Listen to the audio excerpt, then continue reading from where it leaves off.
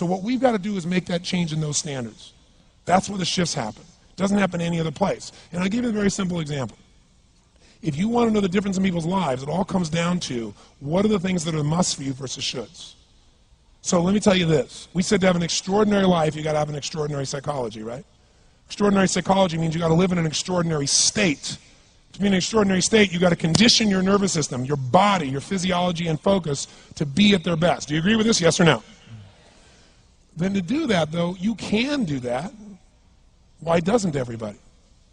Not because you can't. We all have the ability. It's because of our standards. I remember a time early in my career, I was about 24, and I went to do a seminar in Boston. And in those days, a big seminar for me was like 125 people. It was a 3-day seminar, and we worked around the clock, and people made such extraordinary changes in their life. And at the end of it, I was feeling so fulfilled. I was thinking, my God, I'm 24, maybe 25 at the time, and I am so happy because I have found my mission in life. I'm doing what I love. It's making a difference in people's lives. This is extraordinary. So we finished about midnight on the Sunday night. And around midnight, I'm still wound up, so I don't feel like going to bed. So I decided, okay, let me take a walk here, and I decided to go through Copley Square. If you've been through Copley Square, it's a pretty neat place. Because in Copley Square, you can look up and you can see buildings that were here before we were known as the United States, and beside them you see skyscrapers that are new. It's a pretty cool place. So I'm walking around midnight on Sunday night. There's nobody in Copley Square midnight on Sunday night. And I'm walking along, and I see this guy in the distance, and he's kind of stumbling back and forth between the gutter and the sidewalk. He's got a long trench coat on, his head's down like this. He's holding a brown bag, and I can start to smell him even before I get there, and I'm thinking, this guy's obviously drunk. And as I started to get closer, I thought, I bet he's going to beg me for some money. And sure enough, whatever you focus on life tends to happen, doesn't it? So sure enough, he gets real close to me, and I thought all of a sudden he wasn't going to do it, and all of a sudden he popped his head up. It was really weird. He went, "Mister!" He had this really bizarre looking sounding voice. He went, "Mister, could you loan me a quarter?" And I thought, do I want to reward this behavior? And then I thought, I don't want him to suffer. Do you have this dilemma sometimes? Like, I'm not here to judge. So years ago I finally decided I always just give. Even if the person's pulling a scam, that's for them to deal with. If I have the ability, then I give. And so I thought, but could I teach him something? So I asked him a question back. I said, is that all you want is a quarter?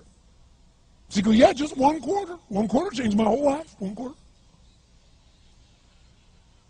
I said, really? He said, yeah, one quarter. So I reached in my pocket, and I pulled out my money clip. And in those days, I was very young, just starting to succeed. And my original mentor was a man named Jim Rohn. I don't know, how many have heard of Jim Rohn? Anybody?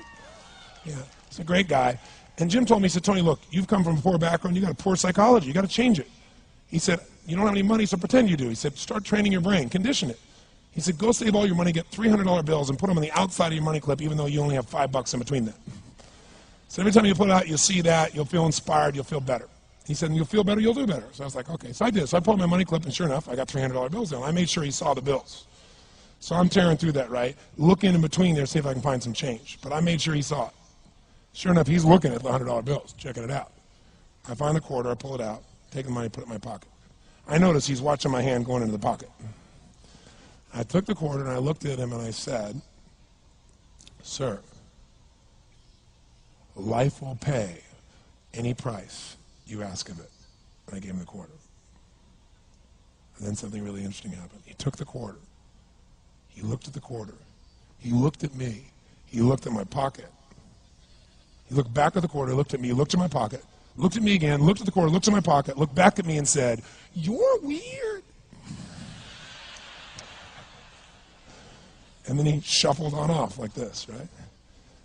And I thought to myself, wow, what's the difference between him and me?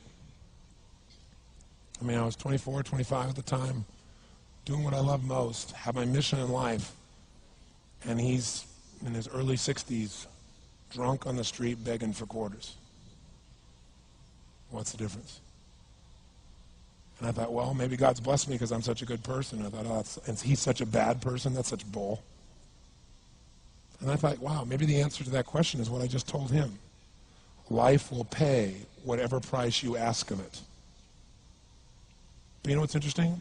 You got to ask intelligently. In the Bible it says, ask and you shall what? Yeah, pretty good formula. You ought to look into it. But you know what? It says, ask and you shall receive, but I'm sure it meant ask intelligently. I'm sure that's what God meant. I'm sure he didn't mean bitch and you will receive. Whine and you will receive. I don't think that was the instruction. Now, if you were going to ask intelligently, there might be 5 elements of that. Number one, you'd have to ask specifically, wouldn't you? You wouldn't ask in a general way. People do that all the time. They go, I want more money. Fine, here's $1, get out of here. Very often, you're getting what you're asking for. You're just not aware of how general you're asking. Clarity is power. The more clear you are about exactly what it is you want, the more your brain knows how to get there. Your brain is a servo mechanism. It's like a bomb. Those bombs, those missiles, they have a servo mechanism. So if the target moves, it knows what the target is, it follows it. Your brain, when you condition it, knows exactly what to go for and it'll find a way to get there. Did you ever buy a certain outfit or a certain car and suddenly see that car outfit everywhere? How many of you have had that experience? Say, aye.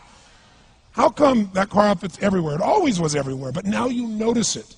And the reason is because there's a part of your brain called the reticular activating system, the RAS. That part of your brain determines what you notice and what you don't notice. Your brain spends most of its time trying to make sure you don't notice because you'll go crazy if you notice everything. But when you decide what's most important to you, your brain goes after it. Everyone I know who's successful builds what I call an RPM plan. An RPM is built on the metaphor that the way to get from where you are to where do you want to go to the fastest is you got to build power, like in a car, RPMs. And the R stands for they know the result they're after. They know what they want precisely. If you don't know exactly what you want or you let yourself get beyond that into something general, you're not going to achieve it. Clarity is power. You've got to know the specific result you're after. What do you want? If you can't answer that question right now in your personal life, in your body, in your relationships, in your finances, in your spirituality, then you're not going to be as fulfilled as you want to be. Today we're going to have you answer one of those questions at least. The second part of it, you got to know P, why you're doing it. Because you know what? You may get a big goal. Someone says, I want to make $1 billion. I want to bring peace to the earth. Why? Because as soon as you come up with a goal, all the obstacles show up. And unless you've got enough emotional drive to break through that, you're never going to discover what it really takes. So you got to get yourself past that. And the way to get past that is have enough reasons. Reasons come first, answers come second. This man did not know what he wanted. He did not have enough reasons. To ask intelligently, you got to ask specifically. To ask intelligently, you got to know why you want it, have enough drive to make it happen, enough juice to make it happen. If you don't have enough reasons, you will not make it happen. And the M is, what is your massive action plan? What is going to get you to actually fall through? Because the first plan's not going to work and the second plan's going to work, so you better have enough plans that if the first two don't work, you still got something else. Otherwise, you're going to be having excuses why it didn't work. So asking intelligently requires that. So if we're going to be extraordinary in our results, we've got to be in an extraordinary state. We've got to know what we want and we've got to go use it.